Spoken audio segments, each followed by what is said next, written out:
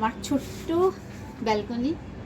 আর আমার ফ্ল্যাটে আমার এই ব্যালকনিটা খুব পছন্দের জায়গা। আমার ব্যালকনি আর রান্নাঘর। কুকুরটা কি চিৎকার করছে! আর হ্যাঁ, এই যে কুকুরটা চিৎকার করছে, এটা হচ্ছে আমাদের গলির কুকুর। ঠিক আমাদের ফ্ল্যাটের সামনেই থাকে, প্রচণ্ড চিৎকার করে, সারাক্ষণই চিৎকার করতে থাকে। তো এই ছোট্ট ব্যালকনি, তার মধ্যে ছোট্ট আমার ব্যালকনির বাগান। কারো ছাদ বাগান থাকে, কারো বাড়ির সামনের বাগান থাকে, কিন্তু এটা হচ্ছে আমার ছোট্ট ব্যালকনি, ছোট্ট বাগান। আর আজকে আমার ব্যালকনি বাগান দেখানোর মতো কিছুই নেই। একটা বিশেষ কারণে আমি ভিডিওটা করছি, সেটা সবার প্রথমে দেখে। এদিকে দেখ, এটা দেখতে পাচ্ছেন এগুলো? এটা হচ্ছে ধনেপাতা। আর এটার পুরোটার ক্রেডিট হচ্ছে আমার মা। আপনারা সবাই জানেন যে আমার মা এসেছিল, মা বাবা এসে প্রায় 2-3 মাস ছিল। এই দেখুন, সমস্ত গাছের গোড়ায় ওই ধনের বীজ পুঁতে দিয়েছে, এখানে এখানে। তারপরে এই দেখুন, এগুলো হচ্ছে পাতাবাহারের গাছ, এমনি পাতার কোনো ফুল হয় না। এই দেখুন, এখানেও ধনেপাতা।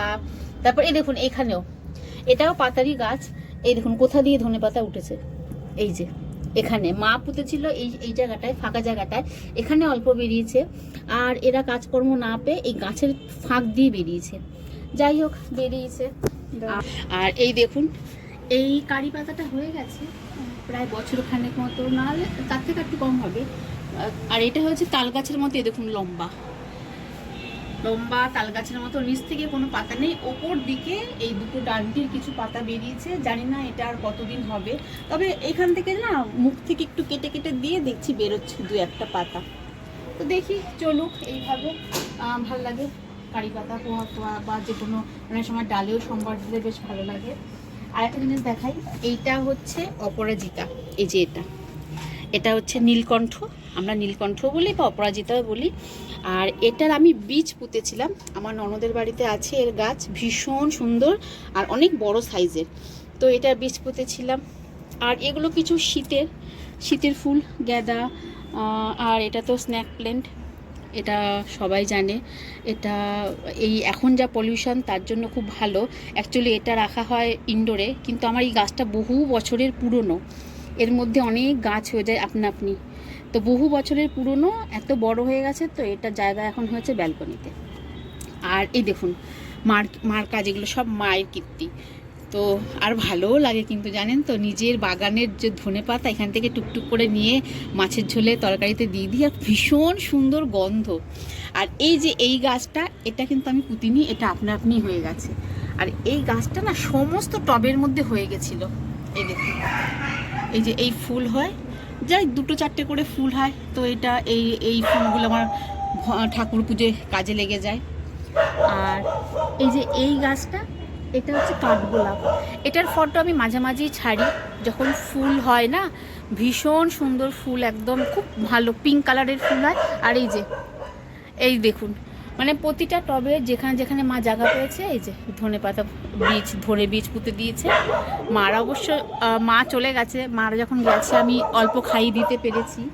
তো দেখুন, কুকুরটা কন্টিনিউ করে যাচ্ছে। আর এই মানি প্ল্যান্ট, পাতাবাহার, এটাও পাতাবাহার। এই টুকিটাকি কিছু গাছ লাগানো হয়েছে। গাছ তো ভীষণ ভালো লাগে। আর এটা এখানে ওই হ্যান্ডেল করার মতো যে কিছু টব হয়, 2টো লাগিয়েছি, কারণ বেশি করা যায় না এখানে, আবার একটু দাঁড়াতেও ভালো লাগে, আর জামা কাপড় মেলতে অসুবিধা হয়। আর আমার ব্যালকনির যেটা প্লাস পয়েন্ট, ভীষণ রোদ আসে, খুব রোদ। গরমকালে তো কি বলবো, এগুলো যে এইভাবে হাত দিয়ে দাঁড়ানো যায় না, একদম মনে হচ্ছে না ছ্যাঁকা। আর এই যে রোদটা না, শীতকালে 2-2-2:30টার সময় আমার মানে এই রুম ক্রস করে ড্রয়িং রুম পর্যন্ত রোদ চলে যায়, এত ভালো রোদ আসে। আজকে রোদের তেজটা একটু কম, রোদের তেজ কম কি বলবো, এটা হয়তো পলিউশনের জন্যই এরকম রোদ হচ্ছে কদিন ধরে, মেঘলা মেঘলা একটা ভাব। তো খুব ভালো রোদ হয়, মানে আমার ধরুন ব্ল্যাঙ্কেট বালিশ রোদে দিতে ভীষণ ভালো। আর আমার মা বাবা যে ছিল, মা বাবাও বলছিল, কিরকম ওই যে দেখতে পাচ্ছেন, এই যে কাউকে গলিতে ঢুকতে দেবে না, মানে অচেনা যদি কেউ হয়, কোনো কোরিয়ার কেউ দিতে আসছে, সবজিওয়ালা, ফলওয়ালা, যাকে দেখবে এই দেখুন কন্টিনিউ এই যে চিৎকার করবে।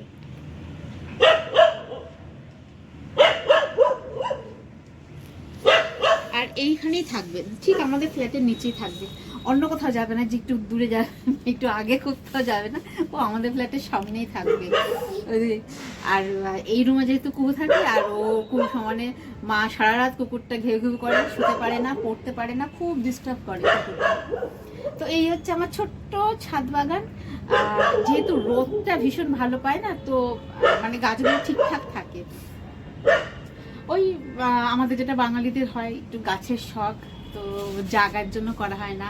আর যদি কখনো ছাদ মানে পাওয়া যায়, কখনো কি পসিবল তো না যে ছাদ পাওয়া গেলে কিংবা নিচে কিছু সামনে জায়গা পাওয়া গেলে খুব ভালো। আর কিছু মনে হয় একটুখানি কিছু কোনো ফলের গাছ, কিংবা আমার খুব ইচ্ছে লঙ্কা, লেবু, টমেটো, যেগুলো বেগুন, এই সমস্ত গাছ লাগানোর। আর এই যে একটা ফাঁকা টব দেখতে পাচ্ছেন, এইখানে একটা ফাঁকা টব আছে, ওর মধ্যে আমি লঙ্কার বীজ পুঁতেছি, জানি না হবে কি না, দেখি। তো এই হচ্ছে আমার একদম ছোট্ট ছাদ বাগান, ছাদ বাগান না সরি, আমার ব্যালকনি বাগান, একদম ছোট্ট কয়েকটা গাছ নিয়ে। আর আজকের ভিডিওটা আমার এই কারণেই করা যে এই ধনেপাতাগুলো আপনাদের দেখাই। আর এই যে ধনেপাতাগুলো আমি এইভাবে যে হাত দিচ্ছি না, এই হাতের মধ্যে আমার খুব সুন্দর একটা স্মেল হয়ে যায়। আর এই যে এটা দেখুন, ধনেপাতার মধ্যে যে কতগুলো না গাঁদা ফুলের গাছ হয়েছে। আর এটাও আমার মার ক্রেডিট, কারণ মা না ওই গাঁদা ফুল যেটা পুজো দিত, গাঁদা ফুল দিয়ে পুজো দিত, তো পুজো দিয়ে এই গাছের গোড়ায়, সমস্ত গাছের গোড়ায় সেই ঠাকুরের ফুলগুলো দিয়ে দিত। কারণ আমাদের এখানে ঠাকুরের ফুল ফেলবে কোথায়, হয় একসাথে জোগাড় মানে প্লাস্টিকের মধ্যে রেখে দিতাম, তারপরে জঙ্গলে নালে নালায় ফেলে দিতাম। তো এই গাঁদা ফুলগুলো হয়েছে, দেখি হয় নাকি কিছু ফুল টুল। আর কিছু ধনেপাতা এখান থেকে উঠিয়ে নিয়েছি, কারণ এখানে সার দেওয়া হয়েছিল। আমি 2-3 দিন আগে পদাওয়ালাকে ডাকিয়ে একটু সার খাদ এসব তো দিতে হয়, না হলে গাছগুলো ঠিক থাকে না, পাতাগুলো হলুদ হলুদ হয়ে যায়। তো এই সমস্ত দেওয়া হয়েছে, তাই এখান থেকে আমি কিছু ধনেপাতা তুলেছিলাম। আর পুরো এই জায়গাটা না ঝাঁকড়া হয়ে গেছিলো, সব টপ থেকে মোটামুটি অল্প অল্প করে আমি তুলে নিয়েছি। আর এই ধনেপাতার জন্যই আজকে আপনাদের এই ভিডিওটা দেখালাম, ছোট্ট আমার বাগানের, ব্যালকনি বাগানের ছোট্ট ভিডিও। আর এগুলো যখন আরও ফুল বেরোবে তখন আবার ভিডিও আপনাদেরকে দেখাবো, কিংবা পিক দেখাবো।